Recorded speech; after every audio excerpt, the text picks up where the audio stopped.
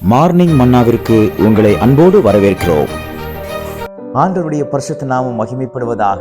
எனக்கு அன்பான தேவனுடைய பிள்ளைகளே, இன்றைக்கும் கர்த்தர் நம்மோடு பேச ஒரு உண்மை உள்ளவராக இருக்கிறார். பாருங்கள், நீங்கள் அநேக காரியங்களை ஆண்டவரிடத்திலே கேட்டு கேட்டு இதுவரையிலும் நீங்கள் பெற்றுக்கொள்ளாமல் அநேக காரியங்கள் தள்ளி தள்ளி போய் கொண்டிருக்கலாம்.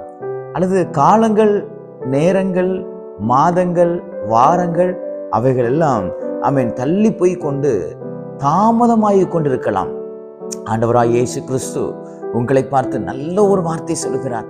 யோவான் எழுதின சுவிசேஷம் 16ஆம் அதிகாரம் 24வது வார்த்தையிலே அவர் மிகவும் அருமையாக சொல்லுகிறார். இதுவரையிலும் என் நாமத்தினாலே நீங்கள் எதுவும் கேட்கவில்லை. இவைகளை நீங்கள் எவைகளெல்லாம் கேட்பீர்களோ அவைகளெல்லாம் பெற்றுக்கொள்வீர்கள் என்று சொல்லுகிறார். யோவான் எழுதின சுவிசேஷம் 16ஆம் அதிகாரம் 24வது வார்த்தையில், என் நாமத்தினாலே நீங்கள் இதுவரையிலும் எதையும் கேட்கவில்லை. இதுவரையிலும் நீங்கள் என் நாமத்தினாலே எவைகளும் கேட்கவில்லை. அப்படி என்றால் என்ன அர்த்தம்? ஏதோ சொல்லிக்கொண்டே நீங்கள் என்ன செஞ்சிருக்கலாம், நீங்கள் ஜெபித்துக் கொண்டிருக்கலாம். வேதம் அழகாக மிகவும் தெளிவாக நமக்கு எடுத்துரைக்கிறது. என்ன சொல்லுகிறது?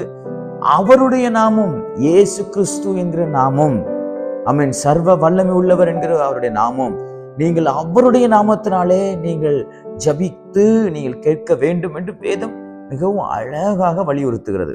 நிறைய நேரம் நம்ம இயேசுவே இயேசுவே இயேசுவேன்னு சொல்லி நம்ம ஜெபம் பண்ணியிருப்போம். ஆனா நம்ம அப்படி இல்லை. இயேசு கிறிஸ்துவின் நாமத்தினாலே பிதாவே நான் உம்மிடத்தில் கேட்கிறேன் என்று சொல்லி நாம் தெளிவாக நாம் இயேசு கிறிஸ்து என்கிற நாமத்தை நாம் பயன்படுத்தி கேட்கிற எல்லா ஜெபங்களுக்கும் பரலோகத்தில் இருக்கிற தகப்பன் உங்களுக்கு அதை தருவேன், கொடுப்பேன் என்று ஆண்டவர் வாக்கு பண்ணுகிறார். எனக்கு அன்பான தேவனுடைய பிள்ளைகளே, யோவான் 16ஆம் அதிகாரம் 24வது வசனத்தின்படி, நீங்கள் இயேசு கிறிஸ்து என்கிற நாமத்தினாலே எவைகளெல்லாம் கேட்பீர்களோ அவைகளெல்லாம் கர்த்தர் நீங்கள் பெற்றுக்கொள்ளுங்கள் மட்டும் சொல்லவில்லை, உங்கள் சந்தோஷம் நிறைவாயிருக்கும்படி அவைகளை நான் உங்களுக்கு செய்வேன், தருவேன், பெற்றுக்கொள்வீர்கள் என்று ஆண்டவர் சொல்லுகிறார். உங்கள் சந்தோஷம், எவைகளை கொடுத்தால் உங்களுக்கு சந்தோஷமாக இருக்குமோ, எவைகளை செய்தால் உங்களுக்கு சந்தோஷமா இருக்குமோ, எது நடந்தால் உங்களுக்கு சந்தோஷமா இருக்குமோ, எந்த இடத்திற்கு போனால் உங்களுக்கு சந்தோஷமாக இருக்குமோ, எது கிடைத்தால் உங்களுக்கு சந்தோஷமாக இருக்குமோ, யார் வந்தால் உங்களுக்கு சந்தோஷமாக இருக்குமோ என்று அவருக்கு நல்லாவே தெரியும். நீங்கள் அவரை நோக்கி நீங்கள் ஜெபம் பண்ணும் பொழுது அவர் சொல்லுகிறார், நீங்கள் பெற்றுக்கொள்வீர்கள். எப்படி தெரியுமா? உங்கள் சந்தோஷம் நிறைவா இருக்கும்படி.